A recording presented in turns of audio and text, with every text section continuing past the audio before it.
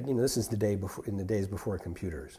You know, computer imagery was in its infancy. And in fact, there was actually this guy named John Whitney Jr. that Landis knew, was a computer whiz, and he brought in some film for us to look at of a computer-generated table with a fruit bowl on it and an orange and an apple and a teapot, you know, and didn't look very real, and it wasn't very exciting, you know, but he said, you know, I think the day is going to come when we can actually do a transformation in the computer and actually be able to, if you gave us the man and the beast, we could do the in-betweens, you know, but that day wasn't there. Fortunately for me, that day wasn't there at that time.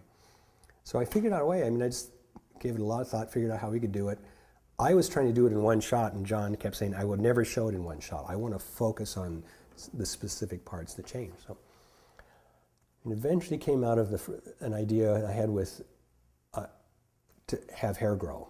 And I thought, you know, if we did a reverse printing of some, if I punch hair in something and pull the hair through, and we reverse the film, it'll look like the hair is growing. And I thought, you know, I could do a whole head, and I could make basically like a Wolfman head and then pull all these hairs in. Well, I couldn't. I found out by trying, I couldn't get, figure out a way to pull all the hairs in. You kind of had to pull this hair in this direction, this hair in this direction, this hair in this.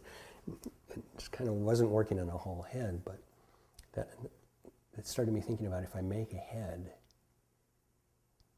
that's not really an actor. One of the problems about doing a makeup on an actor is you've got an actor's face inside, and you don't have any room to put mechanisms. But I thought,